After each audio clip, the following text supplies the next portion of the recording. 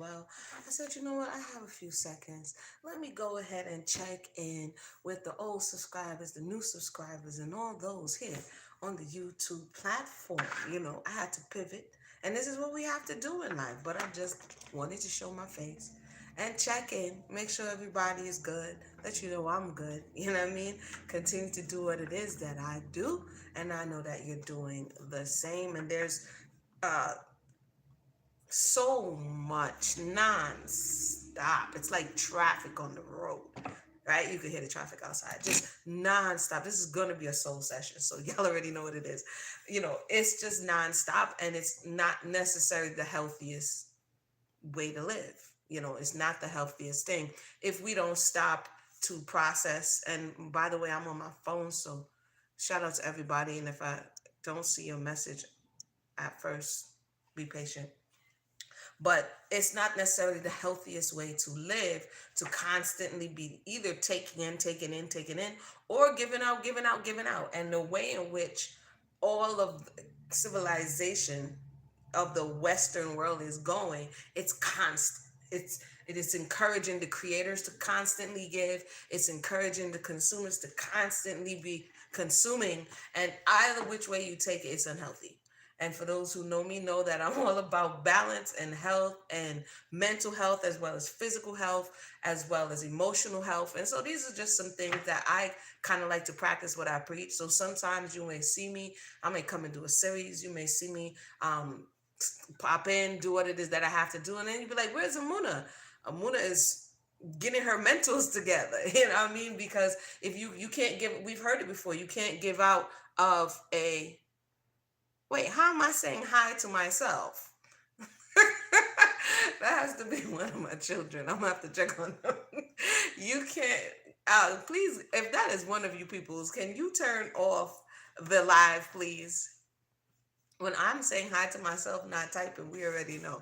And see, you guys see what I'm talking about here? So you have to take time. And I know that, again, there is so much going on, right? And we want it now, now, now, now, now. I've watched um, the content creation space going from the older videos that used to be 3 and 4 hours of just good information coming at you at a good pace where you can stop, go, come back, clean your house, do whatever you're doing, and you're absorbing this information. Now it's like you turning on the faucet so fast and so wide that it's just gushing out.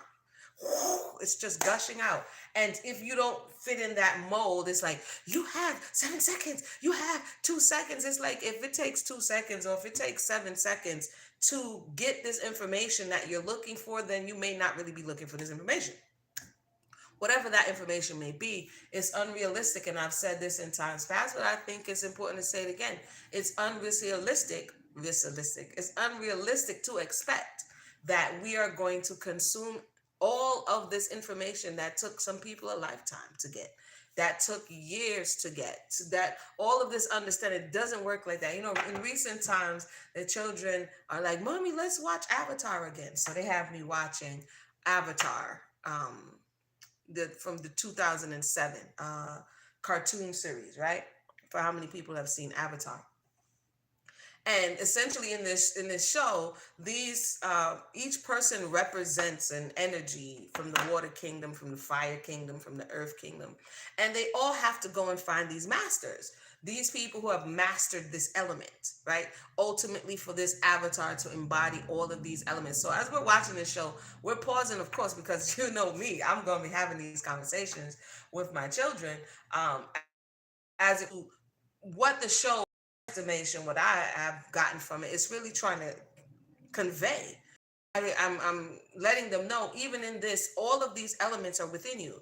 And so basically everybody's an avatar, because this is our avatar. Just like you log on to any social media, you have to create this profile, this avatar that you're then going to interface with on this platform, or whatever platform it may be. So in watching the show, they separate each one of these elements. This person's from the water kingdom, this person's from the earth, this is from the fire, and the other one is from the air.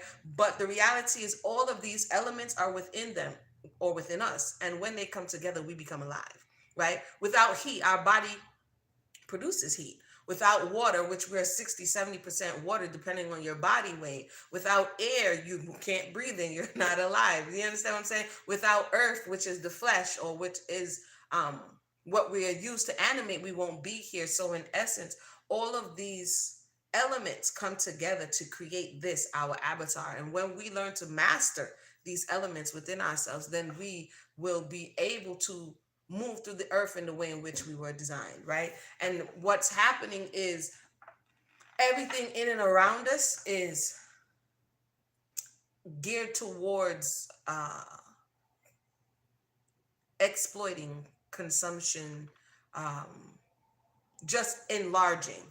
And the reality is, if something enlarges and it does not contract, then it's out of its natural balance. Things have to enlarge and then contract, and enlarge and then contract. And if it doesn't continue to do this, and it continues to enlarge, enlarge, enlarge, enlarge, enlarge, you know what I mean? It becomes unbalanced. And that's kind of why you will see me and then you might see me pull back, and you'll see me and might see me pull back. Because yes, for many, it is a way or a means, especially this space, to speak. But there's a part in the Bible that talks and says, actually it's in Proverbs, where Solomon talks about many words, right? And when you speak too many words, it can lead to poverty, right? So they have made it where on certain platforms you can speak, and that it may lead to some monetary beneficial vibration. But after a while, if you continue to speak and speak and speak, eventually you're going to speak foolishness. Eventually you're going to um deplete yourself, right? Because if you're always talking, when are you thinking? If you're always talking, when are you doing? If you're always talking, when are you revisiting and being still with yourself? So the goal and the objective is not to only just try to capture people's attention and hey, look at me, and then you have to do more. I don't know if you've ever tried to capture the attention of a child and hold the attention of a child. It takes a lot, and you have to do more and more crazy things. And to me, it's like they're reducing our attention spans to that of little children, where you have to be wild and crazy. No, no, no, that's not what this is about. I have seen people compromise themselves on this platform and other platforms in order to stay relevant. You know, be willing to take stances or say controversial things so that they can get into, and then at the end of the day, you just violated your own constitution, if you do have one, because you wanted to be relevant in that moment. For in the long game, it's not a good plan. If you in the short game, it may be, but in the long game, it's not a good plan. For instance, the guy I heard in recent times, Tommy Sotomayor, he was wild. He's been on YouTube for forever and 2 days, and now, to my understanding, he's banned off of YouTube. So one of the prime ways in which you got your notoriety, and one of the prime ways in which people know you now, it's compromise. And that is how these platforms are kind of like when the Proverbs talks about building your house on sand, right? And it's like, hey, Amuna goes again, she goes away, and then she comes back, because I'm here for the long game, peoples. I'm coming to share long game information. If you, and I shout out to those who just found the channel, there are like hundreds of videos here speaking about a lot of things that are kind of more evergreen, meaning whenever you find them, then they have value, right? But in the long game of it, and y'all will also know sometimes when I start talking, I may forget what it is that I'm saying. Which just happened. It just happened. What was I referring to? Oh, you build your house on sand. So in the case of people who wholly depend on these type of platforms to be relevant, number one, get your attention or your supply of whatever it is, what happened, or your build your house, whatever it is, if you don't diversify, then you will be at the mercy of the algorithm. This is why a platform such as these has been able to censor people, because now everybody is afraid of the big bad algorithm. Everybody's afraid of the strike. So things that you need to say to communicate effectively, we can no longer say. So in essence, you become monetarily muzzled because your whole life is dependent upon this. I guess I wanted to do this video. I recently just saw a young man, I think he's in Hong Kong or something. He was working in the banking sector. He said his parents wanted him to go to business school, so he went to business school. And I guess he's higher up in a bank. He got a $200,000 raise, and he said he felt nothing. Maybe I'll get the video. He said he felt nothing. He felt nothing, right? Because in his heart of hearts, at the core of who he was, he wanted to become a musician. He wanted to pursue music. But people and parents and society says that's not sound, that's not what you want to do. And so for people who are trying to please other people, then you are going to go into the safer and the sounder space. And his bank management saw his TikTok. I guess he was developing a TikTok, getting a liking on TikTok, whatever the case may be. And they told him, like, look, dude, either you're going to, you're going to delete your TikTok or you're going to get fired. $200,000 raise this guy gets. And ultimately, he does not concede and they fire him. So now he has no job. Because they told us you had these two choices, right? You want to be able to live in society and have this notoriety. So you become a doctor and you become a lawyer, you become all these things, and that has prestige. You become a bank manager, or you pursue your passion. And the passion is usually not in the lane of all of these things that have notoriety, but usually when you go into the lane that society accepts you, you do it at the expense of yourself. And so as you go along, it's not fulfilling. Right. And so in his case, he was willing, he had the money, he had the resources. And I just saw another guy. He was a Wall Street banker. And he was doing it up, making his money in his six figures, and he's drinking and he's partying and he's doing all of these things that that robs the soul, really. And eventually he decides to leave all of that, right? And you say, how could people do it? If it was me, that's the game, that's the whole game that this thing is about, right? Especially certain societies. Certain societies are built on this dichotomy. They're built where you have to make this choice between being holistic and healthy and a part of a functional family structure and community structure. They're built on that versus getting to be a cog in the wheel that's going to continue to allow the society to go forward, right? And so when that happens, it causes a split within the person. You're doing this, but you really want to do this, right? And even if you have the money and the resources, you don't have the connection with your family. You sacrifice the family, you sacrifice the time, you sacrifice your well-being so that you can get to where you're going. So when you get on this boat, or when you get on in this mansion, or you get in the condo, you're lonely. When you sit down and you turn off everything and there's no one for you to call or no one to truly understand you or get to you, that's what sends the soul on this search. For some people, they call it the dark night of the soul, where they have to come face to face with the reality. And so the people on the outside who's striving for these things that you have, now you have it and you don't value it, right? So then you feel like no one understands you because you're like, they want what you have. So in their mind, yo, you don't make no sense. If I was you, the infamous if I was you, if I was you, if I had what you had, right? Because that's that game. That's the that's the continuing ongoing game. So I say all this to say, for me, it's important to always be mindful and aware that it's a breathing entity. We are, right? So anything that we create, anything that we're invested to, has to allow for the expansion and the contraction and the natural ebb and flow of the whole situation, so that when we get to where we're going, we don't feel like we had to compromise everything to get here.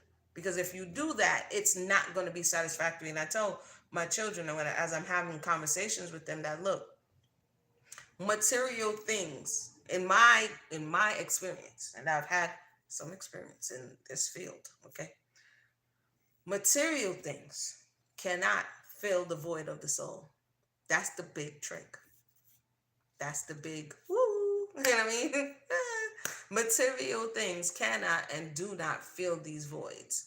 Temporarily, they may give us a little dopamine hit. Temporarily, they may get the attention of the people, but that void, if someone has a void, or if the soul needs that true connection, things are not going to do it. Now, do we need things to be able to navigate this 3D dimension? Yes, right? So that the soul can have an opportunity to move through. But if we think that that's what it is, and that's what they lead us to believe, like if you become skinny, or if you lose this weight, or if you get this money, or if you do that, then this and this and this. That's not necessarily true. And we see that, and I've said it all time and time again, we see it through people who have the things. You know what I mean? Just take a look at the people who have the things, and they'll be like, well, they don't look happy, and why they on drugs, and why they bald headed, and why they always crying on social media. And because the reality is, now they're looking for the intangible things, right? And I'm not gonna stay long. I'm just checking in. They're looking for the intangible things. They're looking for, and what I found in this space is that because we often come to this understanding later, people who are talking about it, unless you are a guru. By the way, did you see what happened to the guru the other day? What's the Dalai Lama guru, right? So unless you are wooing the people, unless you are trying to, do and be a kind of way, we the people, we don't want to believe it until we go through the process and realize, you know what? Somebody was saying that I remember, right? Because it's kind of like trying to give the answer before the question is asked.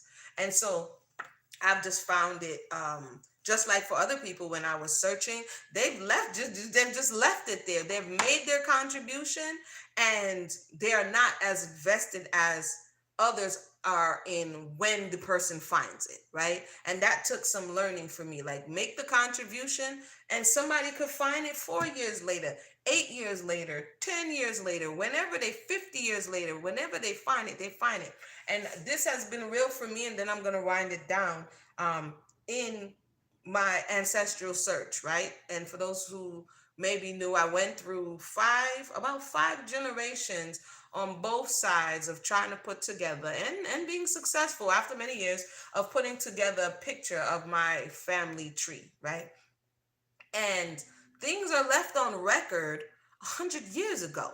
150 years ago. They had no idea that somebody or their progeny, their ancestor would come there to come and look this up 100 years ago. That somebody would scan all of these documents in, and that you would maybe be able to come. It's just make the contribution, right? And not necessarily be as invested in the outcome and releasing that. That takes some spiritual growth, because that is what one of the things I was stuck on for some time, is that because you planted the seed and you're like, okay, so where's all the fruit?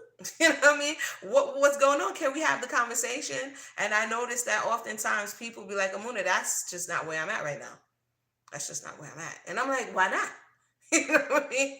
But then I realized, you know what? Just do the work, leave it there, and then just keep doing what it is that you're doing. If it worked for you, and that's kind of also what separates me, is that when I'm sharing things in this capacity, it's because I'm also practicing on myself. I'm also implementing it in my own life. And that takes silence. That takes being quiet. That takes actually going through the process, instead of coming and disseminating all the time as if, I've already mastered it, and not taking the time to do what I need to do in my own space and time. So for those who be like, yo, she keeps disappearing, I come back, I share, I pour, and then I pull back so that I can replenish. It's just what I've learned about myself over the years. So shout out to the new subscribers. Shout out to those who've been here from day one. Like I said, if you looking for somebody, did Saul hate David? We've done the Lev Project. We've done, okay, I did not finish Color Purple. And for those who keep asking me, Amuna, where's the rest of Color Purple? I did not like where Alice Walker was going with this book, and I did not want to put my voice to that conversation. So I believe I left the link in the box for that, because as I was going, I was like, to me, Alice Walker is bugging out in Color Purple. Okay, so I think I got up to uh, the fourth session and I didn't finish the Color Purple, and I see that video is getting some, it's picking up and people are still looking at it, and no, you could click the link on that one. We've done some ADOS conversation when that was something important, as it relates to the contributions. Oh, this is something cool as it relates to the contributions of the people from the Caribbean to the building of the infrastructure and what was going on in America. And here's something cool that I found, because when I did that ADOS conversation or that research, it was a sister who was like, Amuna, have you seen what's going on? This was a couple of years ago. And so if anybody knows me, when I get into something, like I get into it, right? It takes me a minute. And so I was having that discussion and conversation here on this channel, and some of the stuff couldn't be refuted because it's documented. But then I realized in recent times, actually, as I'm doing my ancestry, because they're like, you just came here, and what do you know? And your family's from Jamaica. Do you know? I found out that both my grandparents, my grandfathers, came to America in the early, like, I mean, like it's 1914, 1919, thereabouts, right? One comes and stays, and the other comes and goes back. So when 2 generations later, my grandmothers came, because the first early 1900s, over 120 years ago, my grandfathers came. And I was like, this is fascinating. Found the ship manifesto and everything. I'm like, this is fascinating. I did not know this. Because, and then the 2 generations later, my grandmother, so that would be my great grandfather, and 2 generations later, my grandmothers are pulled to this country and come to this country. And ever since we were the first ones to be born here from this generation, I always felt like in your spirit, like something's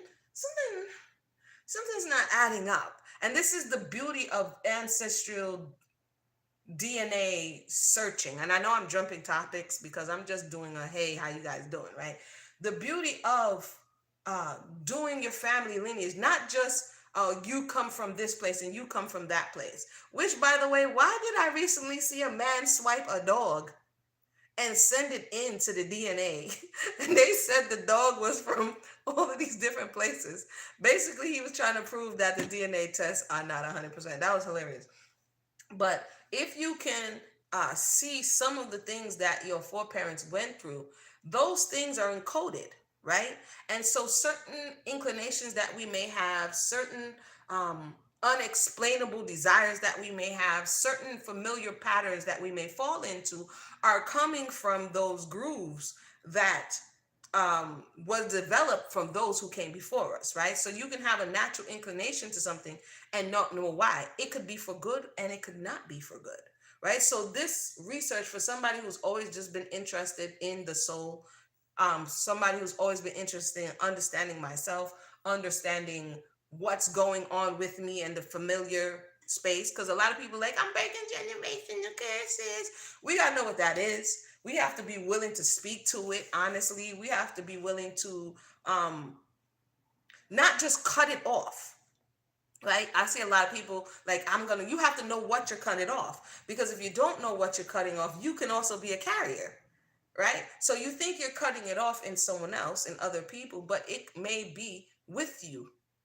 And so that's very important as we have these type of discussions, because it's not just about cutting it off. Especially if you have children, you have to understand what you're cutting off. It's like wildcrafting. You got to understand what you're picking up. You have to understand to a certain degree, and that takes being willing to look at. If y'all see me looking at the outside, I'm looking at that takes the willing to look at what is uncomfortable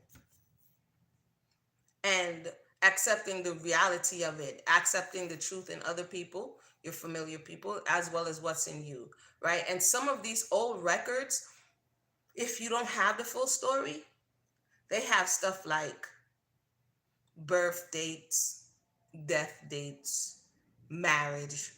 And with deductive reasoning, You know what I mean? A little bit of deductive, a little CSI, you know what I mean? A little CSI.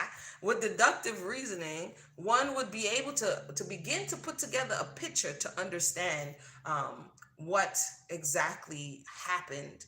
Um, Not every single detail, like, yeah, her hair was up in a yellow. I mean, you may not have every single detail, but you may be able to get a vague uh, outline of, okay, this happened. Oh, they didn't get married. Oh, she lost a child.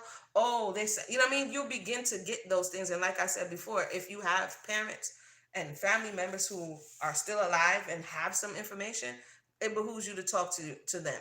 When it's all said and done, I'll just close on this because it's like, Amuna, you've been jumping all over. I get it. When it's all said and done, right? When it's all said and done,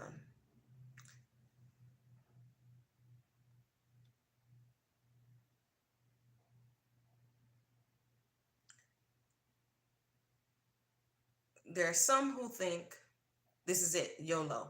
You just come and you only live once. But the more I've been on this walk, on this path, I realize, circle back. Oh, you didn't pass the grade? Circle back. Oh, you didn't let go? Circle back. Oh, you struggled with this? Circle back. And it may seem like, sis, what you talking about? Reincarnation? That's wild. Well, the prophet, or Solomon the preacher, said, there's nothing new under the sun.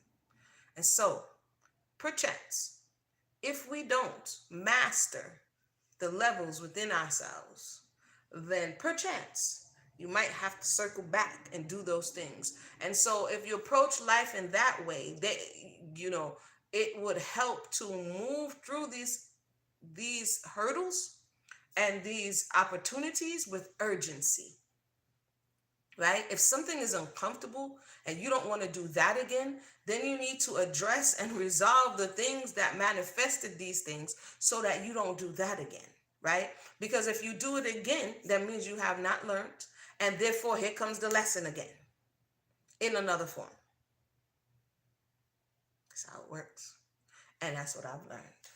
And that's what I'm here to share. So hopefully that was helpful to someone somewhere. I know this was random. She's out here doing cooking videos. By the way, yeah, the cooking videos. I'm just sharing, the 1 minute cooking videos. If you want more information, go into the yummycottage.com for that.